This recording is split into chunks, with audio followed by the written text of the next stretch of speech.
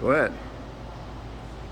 My name is Mike Stahlman. We're here at Phoenicia Ship Shop in Montrose, Iowa, where we are putting all the pieces of the ship back together, which, as you can imagine, is quite a challenge because it was cut up into small pieces. The first thing we had to do was to put the keel together.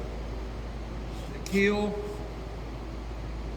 is at least the size of a railroad tie, about 8 inches by 6 inches, and it ran the entire length of the ship, stem to stern,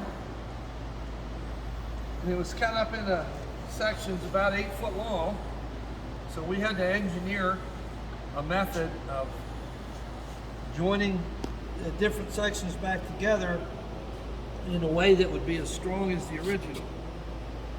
And we did it with 3/8 inch thick steel plate drilled clean through and bolted with 8 bolts per joint.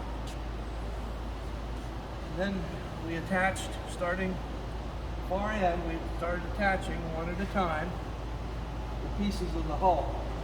And we put them back into the exact original position that they had come out of when it was taken apart. When they took it apart, they cut it horizontally between a set of planks. Basically, they just cut the tenons, which was the Phoenicia joint, which hold the ship together. It's a walnut tenon. This is a lighter color than what your usual. When you usually think of walnut, this is European walnut. And it fits between the 2 planks with a couple pins that hold it together. So the horizontal cuts, they really just cut the tenons.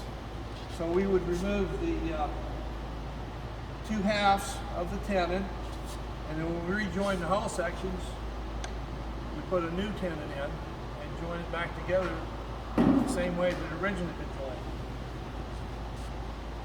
Vertical cuts, they also cut down through the tenon, and we put a couple of short pieces of tenon in the joints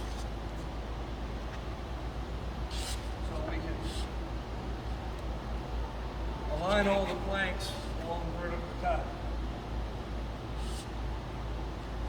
Once we get section in,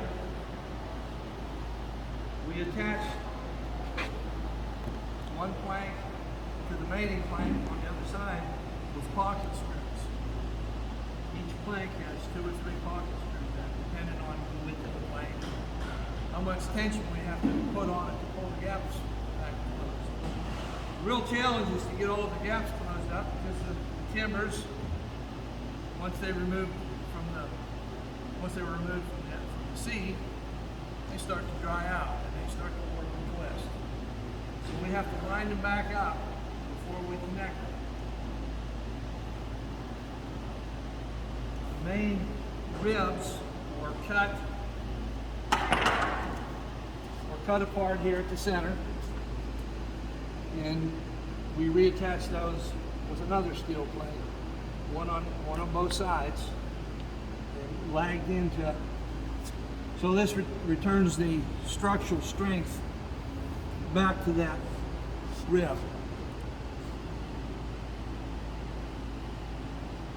We'll get the first horizontal row completed to the end of our keel, and then we'll start a second row, one panel at a time.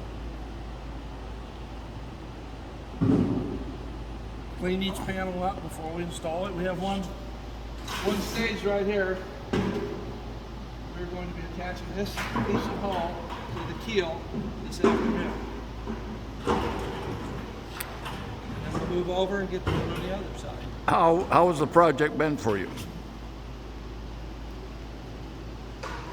Well, it's challenging and enjoyable.